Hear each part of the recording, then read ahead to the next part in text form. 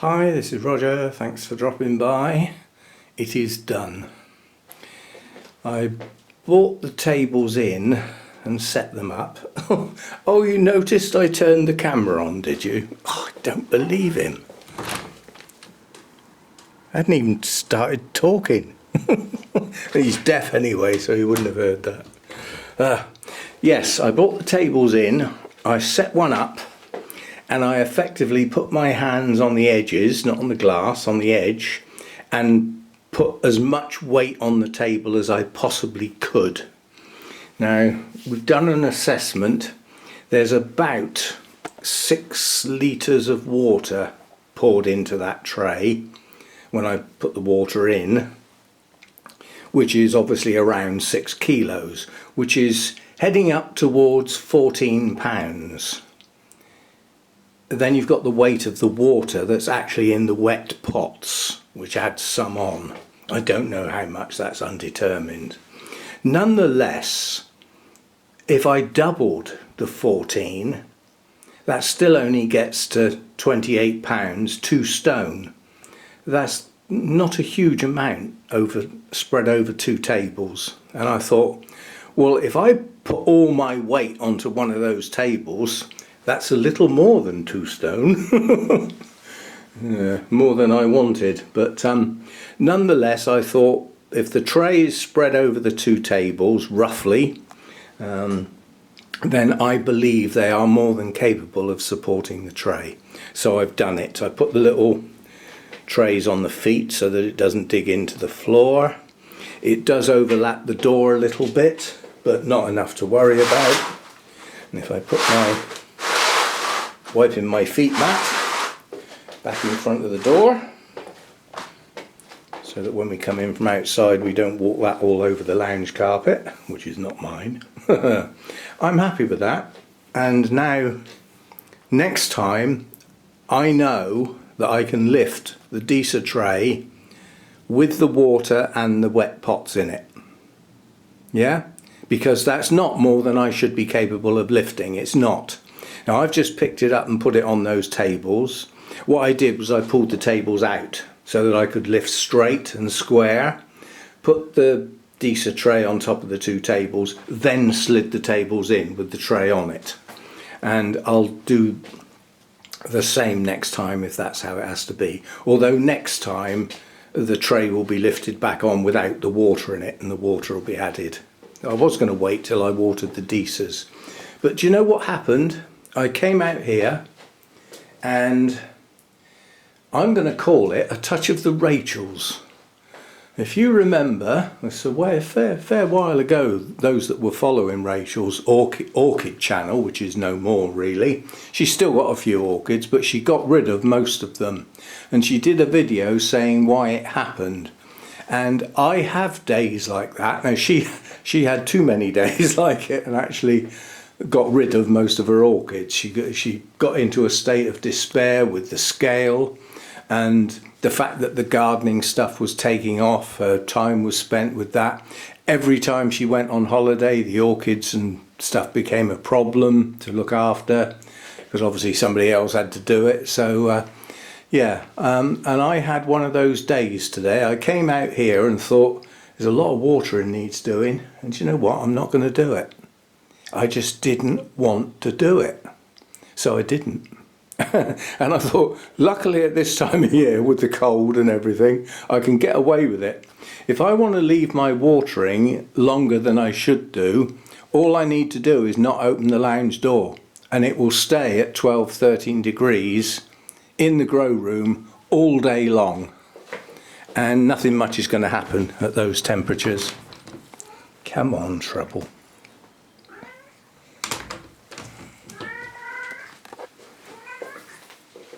It's a good job I'm not deaf, because you'd be talking to me and I wouldn't hear you, would I?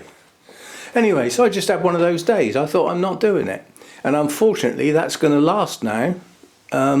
If I don't get in the mood to do watering tomorrow, Hannah's down on Saturday. I'll be driving in the morning and then she's down then. and I'll be driving half of the day on Sunday as well. I might, hopefully, should be able to get a short Sunday chat in. I'm hoping I can anyway. I don't know what about yet. But yeah, I didn't want to do the watering, and I picked the camera up and I thought, I haven't got a clue what I'm going to film, so I didn't. I put it back again. And it's only sort of later in the day when the rain stopped. We had heavy rain this morning and wind. And this is the still before the storm. We got a bit of blue sky.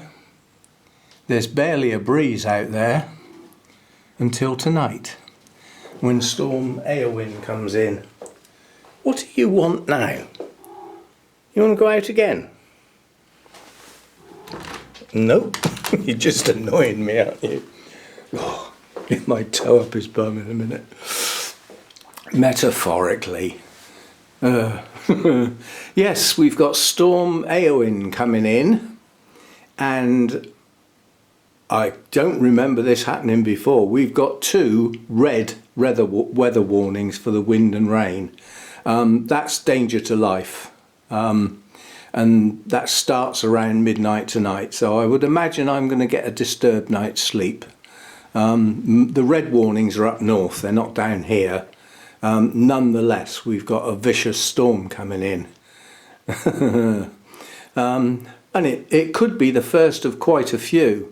There's been a strange weather phenomenon in the States that's put a massive increase in the jet stream. So the jet stream is now all powerful and travelling incredibly fast and chucking everything straight at us. So we're going to get some weather systems coming in, the first of which comes in tonight, goes on into tomorrow morning, and then because of the speed of the jet stream will at least move across relatively quickly. I don't know where it goes next, Scandinavia I think, Norway or something like that, but across the North Sea somewhere over there. And when it gets over there, I expect it'll be snow rather than rain. But yeah, so bad storm coming in tonight. Lots of rain, really strong winds. I hope all the fences stay up. We hope. And no trees go over. And, you know, I mean, when you get winds like that, I mean, at least the trees have dropped their leaves now. They're less likely to fall. But conifers will still go over. Fences will still go, you know, people might lose some roofs and stuff, so, you know, pretty grim. But I firmly believe that these types of storms are just going to get more frequent, and we're just going to have to learn to live with them. You know, batten down the hatches. Tough. It's what it is now. Same with the heat waves, same with the droughts. Same with the floods. We're just going to get more of all those things we'd rather not have any of. That's the thing with the UK. We're supposed to be mild and gentle, and we don't get much of anything. It's all middle of the road stuff. Well, it isn't nowadays. The last 10 years or so, it's built up to, we do get the extremes. We've broken all records. We've broken flood records, temperature records, high and low. Yeah? Periods without rain, periods with rain. We've broken all the records in the last 10 years. So now all we can do is either not break them for a while or break them again. We'll wait and see. Anyway, I've sorted my decers out. That means that when I change the decers now, if I get my workbench in with the other tray in, then I can move the pots from one tray to another without bending. Yeah? And nothing's on the floor. So I think that'll work an awful lot better. The tables are more than strong enough to take that weight.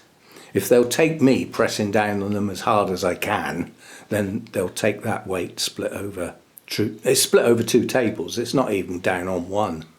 So it should be okay. And yeah, so that'll have to do. Hopefully I can get in the mood and do some watering tomorrow. Otherwise, I doubt if there'll be much done until Monday. And all I need to do is keep this place cool, and they'll be fine. As I say this, I've always said, and I keep saying, very few orchids die through lack of water. They mainly die through too much. too wet for too long, especially when the temperatures are low. So I'm keeping them on the drier side this winter, and it's working because I'm not losing many plants. Whereas last winter they were dropping like flies, and I think it was because they were just getting watered too often with the lower temperatures. So we won't be doing it again. Gradually I've managed to get used to this environment, and the cold through the winter, my adaptation is to just stop watering so much. Just don't do it, and don't chuck feed in the plants when they're not growing. And you know, it compared with the other place, it's difficult to do sometimes, to actually come out here and think, nope, I'm not doing anything, and turn around and walk back in the lounge. And that's what I'm going to have to do more often. So when I don't get in the mood to do watering, because I just don't, for whatever reason, then I'm not going to worry about it too much, because it will probably be okay. So there we go. Deesa's sorted. No ideas for videos. No work to be done out here. I don't like filming watering because it I do believe we've had another cold loss. No, maybe not. This is cold damage. That's the only Phalaenopsis type dendrobium that I've got left. That's its latest growth. It's hanging in there just about. It's a plant I don't actually want, because it's now down to one cane with some leaves on and several leafless canes that are never going to bloom. So it's really, oh actually it has got a second new growth. I forgot about that little one up the back there. Just see it through that gap. But I don't want the plant. I don't like the blooms much, and it takes up space, you know. So I don't know what to do with it though. It's not in a good position to even give away, because if I tried to give it away, most people said, no thanks, don't want that. As I said, it hasn't even got very nice blooms. I might just give up on it, call it a day. So anyway, that'll do for now. Sun's going down. It's got that golden glow out there on the bricks. I love it when it does that, especially on that lovely old building up there with the chimney stacks. Very old building that is. It's like a landmark in this little village. And when the setting sun gets on those bricks, it sort of lights them up. So nice little view out the back here. So I shall see you next time. Very soggy wet garden here. The work that I did on the planted border, getting those leaves out, I wouldn't have been able to do that with them wet like they are now, because they stick to everything when they're soaking wet like that. Hopefully we will get a dry spell over the weekend and be able to clear up that mess, and possibly use the brush and have a sweep round and pick up a lot more of the leaves. I won't be able to do the gravel beds any sense, but if we get the weather, I might try using the rake again and see if I can get some more leaves off.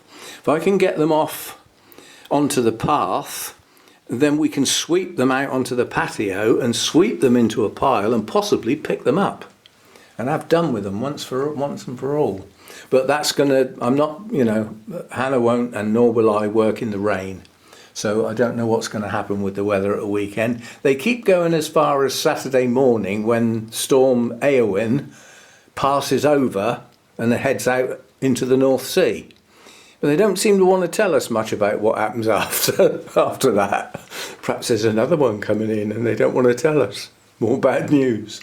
We shall see. Anyway, we've got some clearing up to do out here. We may be able to get some of it done, but it is weather dependent. Doesn't sound as though it's going to be quite so cold this weekend, but it's just going to be blustery and possibly showery, possibly periods of rain. I just don't really know yet. But, you know, I'm driving Saturday morning and later Sunday afternoon into the evening, so doesn't leave a lot of space. We shall see. I'm going to do an Insa. Let's end on a bit of colour. That's what he always does. What should we choose? Oh, let's choose this. Let's choose this, because it's a colour that doesn't exist that much in the orchid world. Green. yellowy green. And I'll see you next time. Thanks for dropping by.